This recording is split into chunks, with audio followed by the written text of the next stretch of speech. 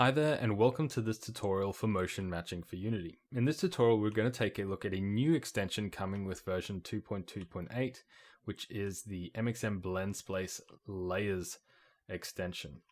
So what does this extension allow us to do? Well, it allows us to play blend spaces on layers that go above the motion matching. And these layers can be given avatar masks just like any other layer. So we can do all sorts of interesting things. So this is an addition now to being able to just explicitly play blend spaces on the MxM animator. So let's get started and we'll add a new component, and we want the MxMBlendSpaceLayers component. So this is an extension just like the tip extension, and it needs to be placed alongside the MxM animator component, so on the same game object. We're able to give it an avatar mask, which I'm going to leave for now, and there's some other settings. Now, we can simply ask it to play blend spaces and pass in a blend space with a function, but it's a good idea to sort of register them in this list so that we aren't doing a lot of stuff at runtime and we're saving on performance. So let's create two blend spaces, and we can actually now create a blend space asset on its own instead of having to create it in the MxM animator. So let's do that. We can right click in here, choose MxM extensions, and choose blend space. I'm going to call this BS run. I'll create another one. I don't have any meaningful blend spaces to make, so you'll just have to bear with me playing a run and a walk blend space on layers. So here we have BS run and BS walk, and I'll open those up and you can see we get the exact same editor that we usually get. You'll see that it might be slightly different. Now let's chuck in some animations. So I've got some animations here, animations, locomotion, blend space anims, and this is the run. So I'm actually going to give this a name. So this is a new feature, being able to name your blend spaces. I recommend you do name them. And we'll call this what should we call it? It is run north. So let's get our straight. We'll put that in the middle. We'll arc left and we'll arc right.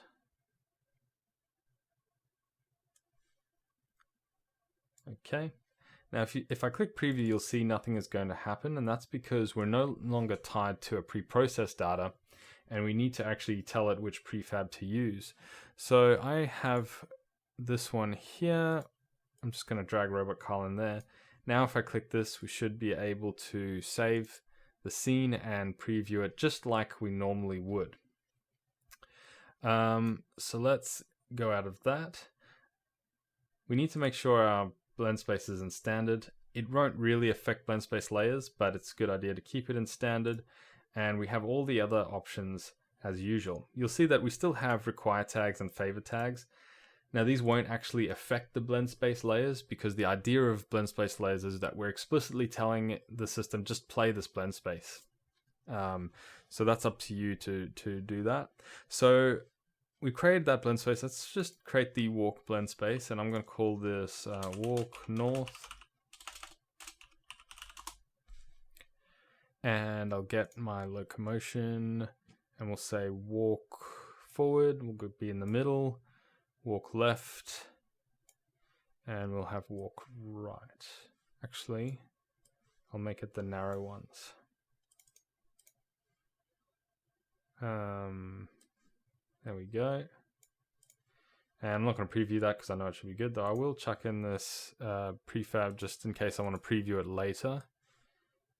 Okay, so now I've created these two blend spaces. I can go to our character and I'm going to slot them in. So I'm going to put walk on the first one and then run on the second one. Let's hit play and see what happens in the playable graph visualizer.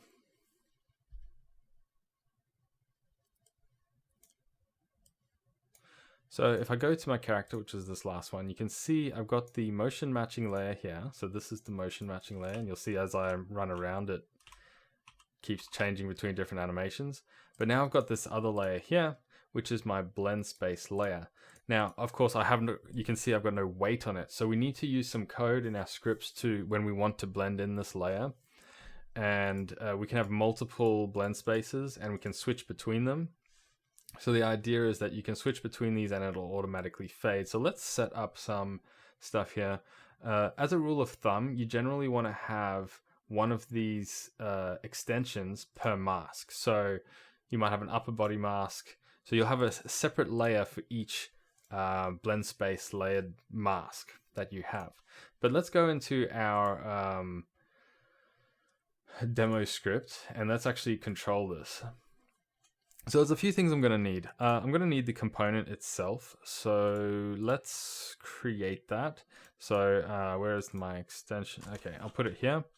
Sorry, I wasn't showing the code on the screen. So I'll just put it here.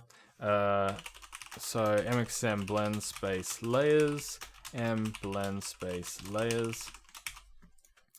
Okay, so I'll need to get that in the start function. So MxMBlendSpaceLayers equals get component MxMBlendSpaceLayers. All right, we've got our component. Now we need to be able to play our blend spaces. Now we can play them by name, or we can play them by literally passing that asset. So let's create a couple of serialized fields here.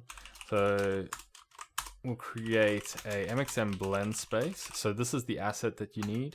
So I'll call this the run blend space.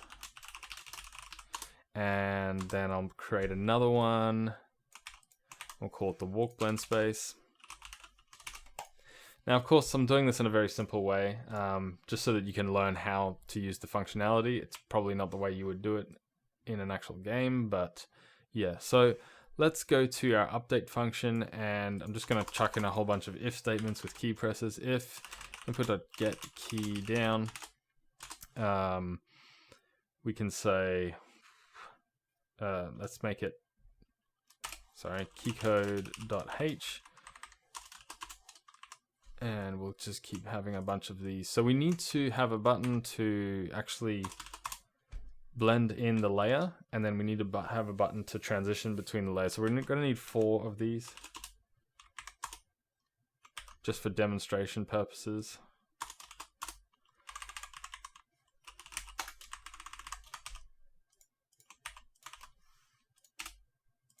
Put that back where it was. Okay, so blending in the layers. So we'll say P to blend in, O to blend out. Yep, and we'll say L and K. So this is where we're going to blend in the layer. So we can get the layer from our MxMBlendSpaceLayers. So it'll automatically create the layer for us. But we need to actually get it if we want to blend that layer in, because we're using the layer system that already exists. So get layer, layer, there we go. So we can say, so layer ID. So we're going to need to use the MxMAnimator to do that. So MxMAnimator.blend in layer, and then we simply pass the layer ID that our BlendSpaceLayers is using. Now, if you're going to have multiple of these, you're going to have to, you can either slot them in, so you actually create in your script, instead of having to get component and children, you create serialized references, and you slot in the individual components if you have multiple, or you get multiple components and into a list. It's up to you how you do that. I'm just doing the one for now, so that's not going to be a problem. So we're going to blend in that layer, and we're going to give it a fade rate. Let's just say 0.5 with a target weight of 1. And then we're going to do the opposite in get key down. So it'll be blend out layer. And target weight is 0. Okay, so let's just test that, see if that's working before we go any further.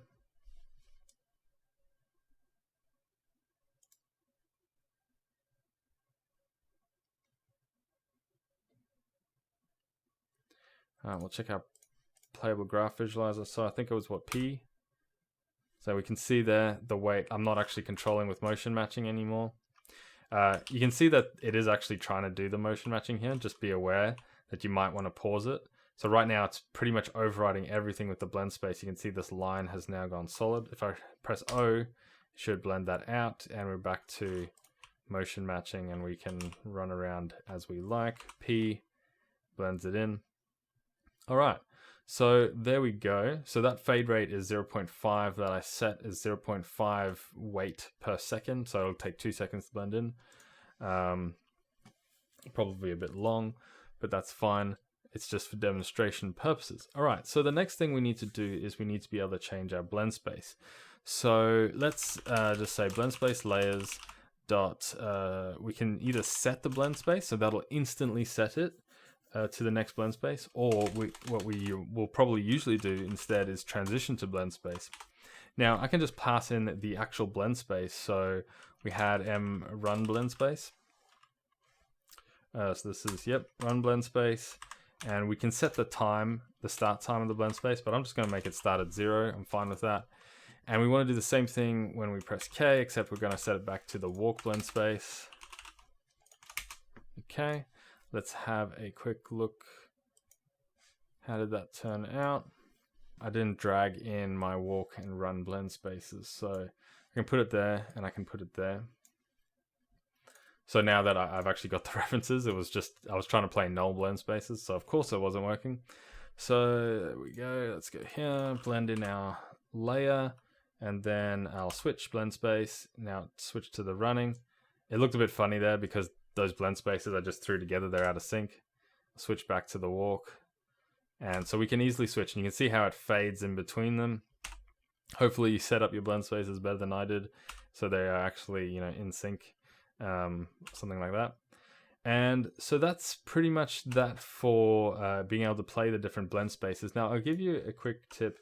You can actually set this to 0, have this list empty, and then if you play a blend space on it that it doesn't already exist, it'll just add that blend space at runtime. So, but it's always a good idea to have at least one just to initialize it.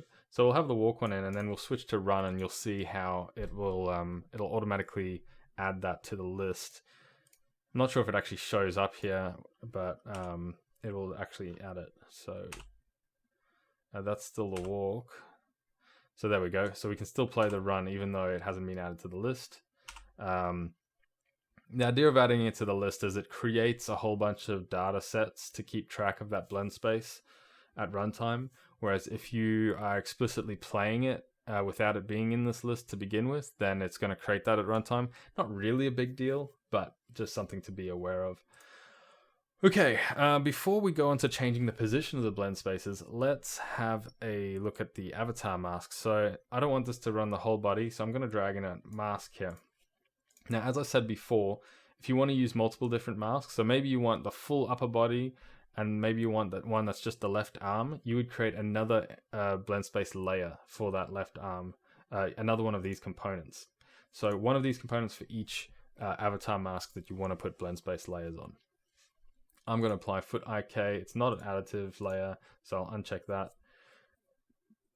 And use layer below controller. So if you are using the animator controller along with MXM, and you have set MXM controller layer, you can actually set the layer, its default to 1.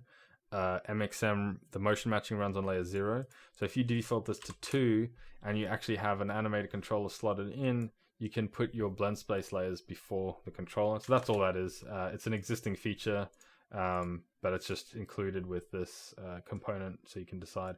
Max transition blends. So this is just up to you. You probably set it to something like 4 or 5, but yeah, it basically will not create more than, it'll basically cancel some animations if there's too many blends, just a performance thing, but really not a big deal either. So I wouldn't really worry too much about that. Probably make it something like 4. Whatever you expect to be blending, how often you expect to be switching your blend spaces. Okay, so that's pretty much all that. The only thing left to do is to actually change the position on those blend spaces. Before we do that, let's actually have a look at this avatar mask at work. So we'll see when I turn on that blend space, we're only getting that movement in the upper body. And in fact, I believe this mask is only the arms and the head. It's not the actual torso. And I'll change that to the run. and there we go, his arms are moving a bit more, and we got our motion matching with strangely flailing arms out of time. So yeah, as I said, I don't really have a particular good use case for this in my demo at the moment, but I'm sure you guys do, and you have you'll know how to set it up for your game. But it's nice to be able to have this feature. So let's stop that and let's go back to our code, because there's one more thing we want to do, and that is change the position. Now, when it comes to blend spaces and you're changing the position, it's up to you how you want to do it. I'm just going to increment and decrement it with these keys again, just for demonstration purposes, and that will be good enough. So let's make this keycode.u and j.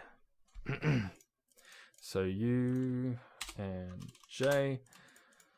So what we need to do is to set the position. So MxMBlendSpaceLayers.set blend space position.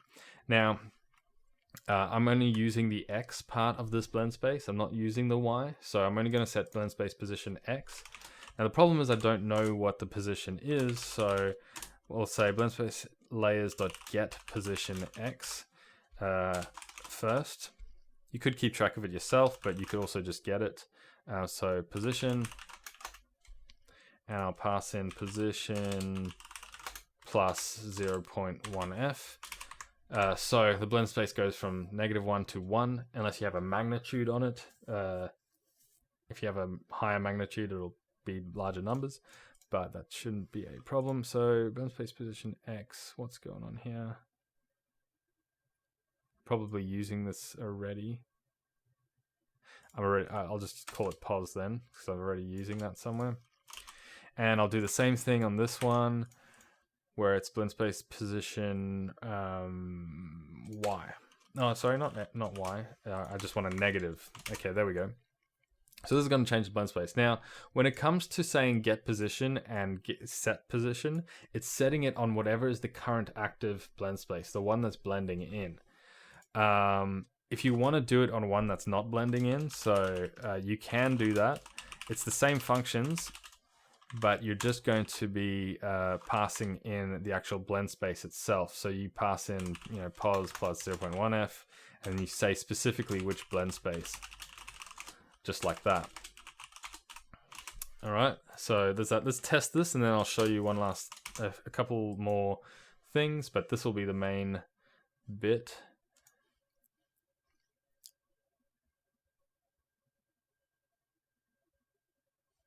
Okay, so we'll blend in our layer. Now let's change the weight. So you should see it's a solid line to this animation. So this is the blend space mixer. These are the animations in the blend space. So currently it's only playing this one, which is, you can see it says walk forward there. This one is walk right, and this one is walk left. So if I press U and J, they should change weighting. So you can see as I press it, the weight goes over to this one here. And as I press the other way, it'll eventually go to this one over here. And then what we'll do is we'll change animation. What we're going to change? This one. So we've changed over to running, and we should be able to, there we go, we can change the weight of that. You won't actually see a whole lot of it because it's only the arms and head, but you should be able to see kind of like the head pointing to one side or the other, depending on the weight. But yeah, that is how you can set those positions. So you can set the position in the Y or the X, or you can set it as an actual vector, passing both X and Y at the same time. So one last thing.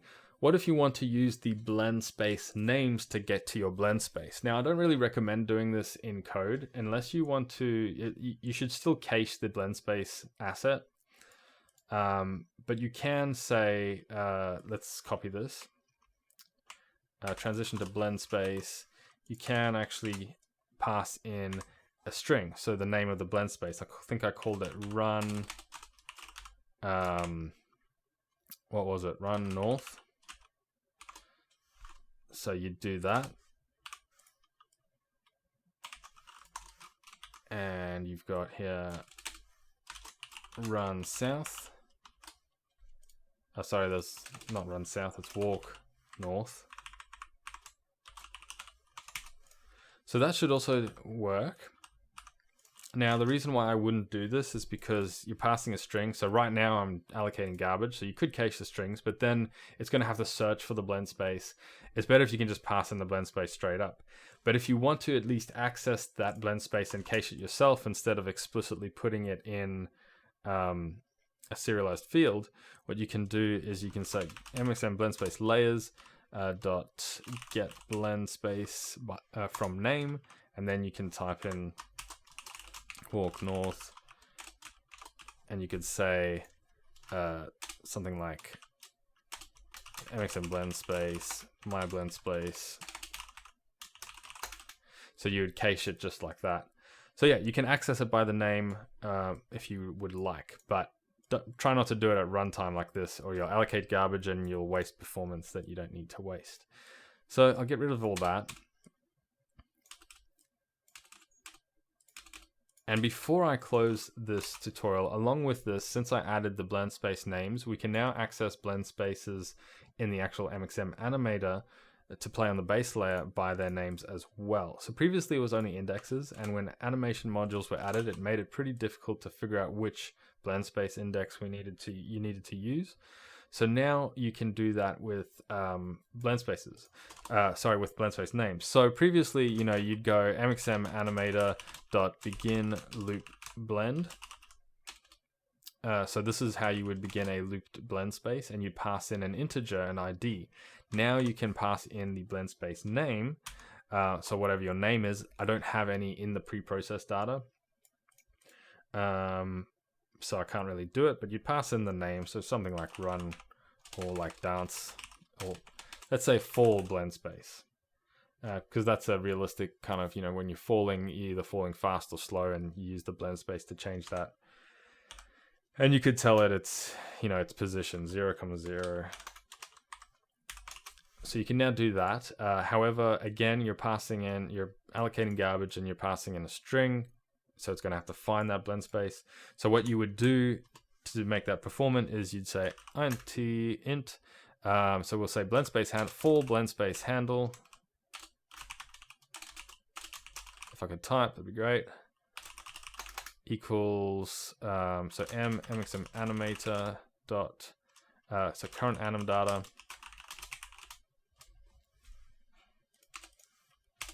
So we can say blend space from name, and we type in full. So we do this in our start function, and we cache this handle, and then we could use that handle then in the normal function that takes an integer. So there we go. That's an easier way to access our blend spaces, which is just a side effect of doing this blend space layered extension. So there we have it. I think I've gone through pretty much everything for the blend space layers extension. If you have any questions, join the Discord, ask questions in the comments.